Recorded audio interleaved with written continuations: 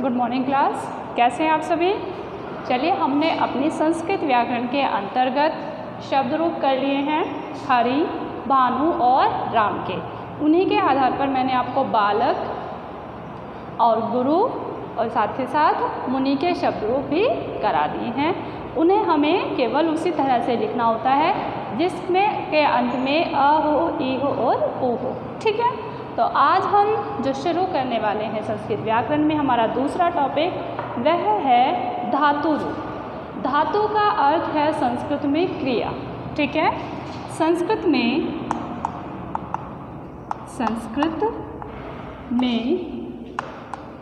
क्रियावाची शब्दों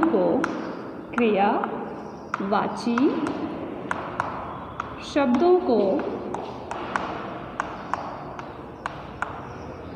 धातु कहते हैं।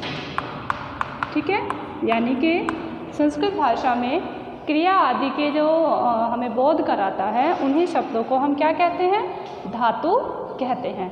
तो आज मैं आपको केवल धातु का सामान्य परिचय बताने वाली हूँ कि धातु या धातु रूप क्या होते हैं। ठीक है, चलिए, इसके लिए जैसे कि मैंने आपको पहले भी बताया था, एक चीज़ ध्यान में रखने वाली है, वह है आपकी क्या?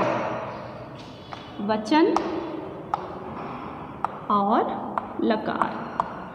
ठीक है, वचन, लकार और पुरुष। तो धातु रूपों को याद करने के लिए इन तीन चीज़ों को आपको ध्यान में रखना है, वचन, लकार और पुरुष। वचन आप भली भांति परिचित हैं कि वचन कितने होते हैं संस्कृत में? 3 होते हैं। एक वचन, द्विवचन और बहुवचन। ठीक है, एक वचन, द्विवचन और बहुवचन। तो 3 वचन होते हैं संस्कृत में। दूसरा है लकार। लकार संस्कृत में 10 होते हैं, किंतु हम प्रयोग केवल 5 ही में करते हैं। ये है हमारे लट लकार, लंग लकार, लिट लकार,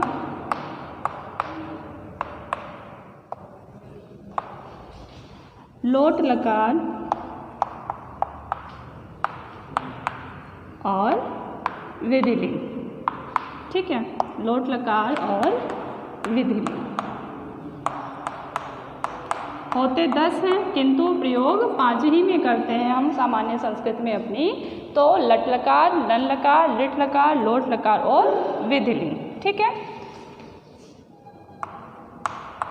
विधिलिंग। ठीक, चलिए, तीसरी चीज़ थी क्या? पुरुष। जो पुरुषवाचक सर्वनाम होता है या उसके आधार पर ही हम जो संज्ञा होते हैं, ये पुरुष 3 प्रकार के होते हैं। प्रथम पुरुष, मध्यम पुरुष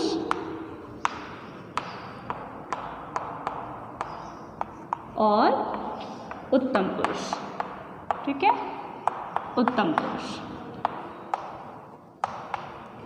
तो ये चीज़ आपको ध्यान में रखनी है, प्रथम पुरुष, मध्यम पुरुष और उत्तम पुरुष। संस्कृत में प्रथम पुरुष थर्ड पर्सन को कहते हैं, कोई अन्य तीसरा। मध्यम पुरुष जिससे हम बात कर रहे होते हैं। ठीक, उत्तम पुरुष जो वक्ता होता है, कहने वाला होता है। ठीक है, जैसे इस टाइम मैं बोल रही हूँ तो मैं वो वक्ता हूँ, इसलिए मैं उत्तम पुरुष हूँ, और आप सुन रहे हैं, आप मध्यम पुरुष हैं। और अगर हम किसी तीसरे के बारे में बात कर रहे हैं तो वह उत्तम पुरुष है, प्रथम पुरुष है।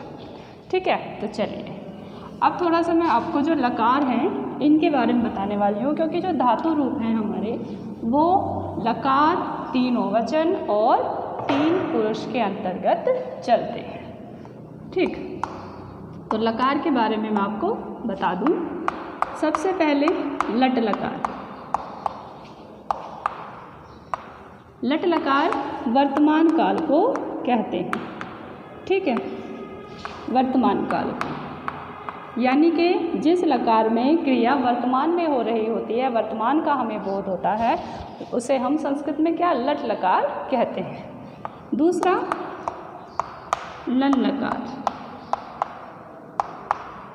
ये है आपका भूतकाल। ठीक।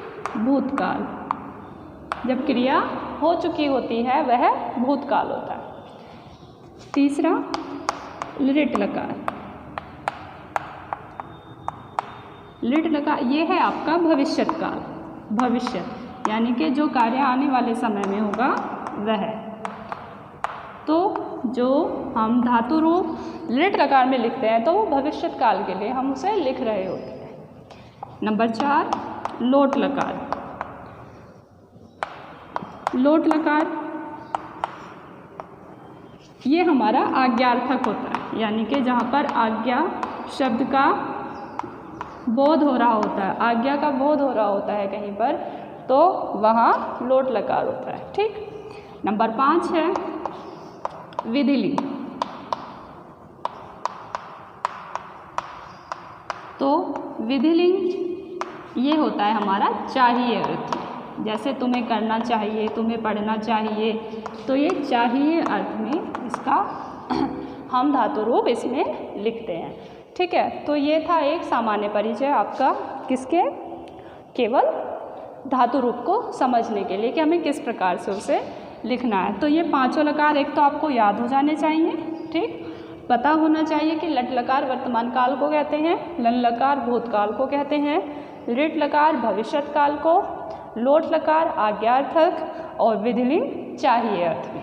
जब हम इसके धातु रूप बनाएंगे तब आप इसे अच्छे से समझ पाएंगे। तो आज केवल धातु का सामान्य परिचय है कि हमें उसे कैसे शुरुआत करनी है, कल मैं आपको धातु रूप बनाना सिखाऊंगी, ठीक है।